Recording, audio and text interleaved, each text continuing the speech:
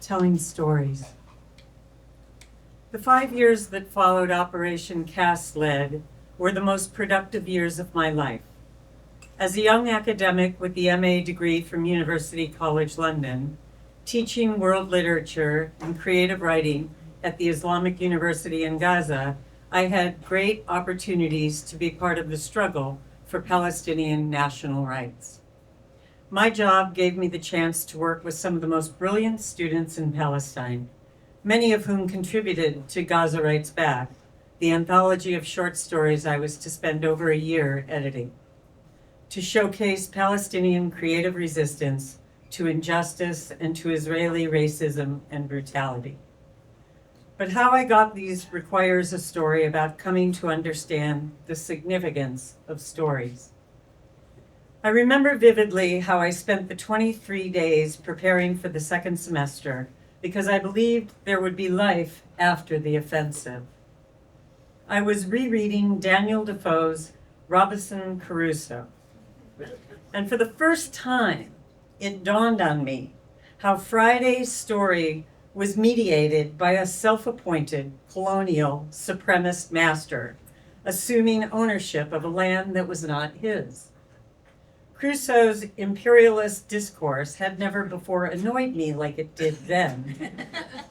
My island was now peopled, and I thought myself very rich in subjects. My people were perfectly subjected. I was absolutely lord and lawgiver. They all owed their lives to me and were ready to lay down their lives. I thought there had to be a different story that Friday could have told, had he not been silenced, and that we Palestinians should never be the man Friday of anyone, that we have to own our own narrative, and that no one but us can better reveal the sheer pain and suffering we are made to experience.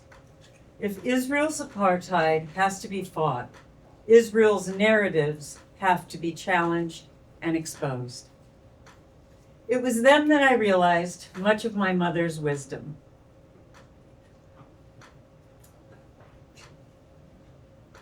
I read this a lot of times not to do this.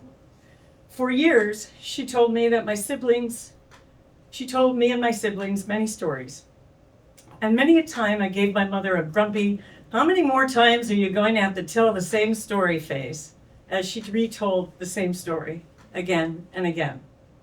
In response, my mother, who gave birth to 14 of us, 8 boys and 6 girls, me being the second eldest, started experimenting with the stories, not only by adding new, interesting details, but also by zooming in and out as she saw fit to serve her purposes. The stories became more engaging. My mom, through the rare act of compromise, must have realized that the purposes of telling us stories are a lot more important than simply keeping us quiet or even correcting our bad behaviors, like making us eat vegetables because the boy in the story who did not eat was easily carried away by a giant fly. I cannot help but remember Mom's story about the lazy boy whose mother asked him to go out and see if it was raining. The boy replied, "Okay, when the cat comes in, I will feel if its hair is even wet." My usually multitasking mother dedicated her everything to the story when she was retelling it. The story appeared on her facial expressions, in her tone of voice, and through her gestures, and added solemnity to her already radiant face. My mother believed in her stories, and my mother's stories became and still are part of our lives.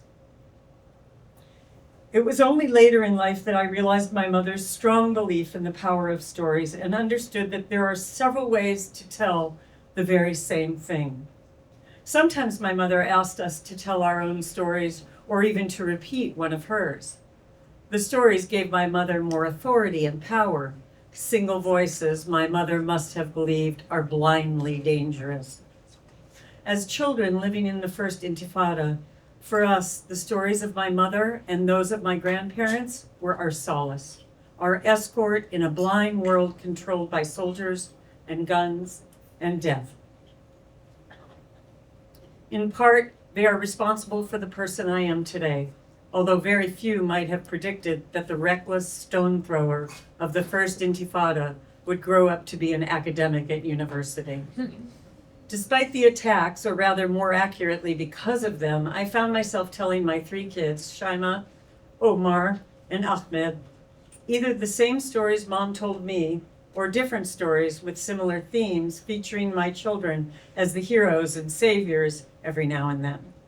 Nothing broke the concentration except the intermittent boom, boom sounds. That was how I spent most of the time, trying to make sure I was in the room least likely to take a hit from Israeli stray missiles. The stories I told my kids and my brother's kids who crowded the place and helped make the cold room warmer with their breath were not mere pastime pleasures, nor were they prepared in a scholarly way. They just came out. Stories in Palestine just come out. You decide to tell stories and the stories just appear.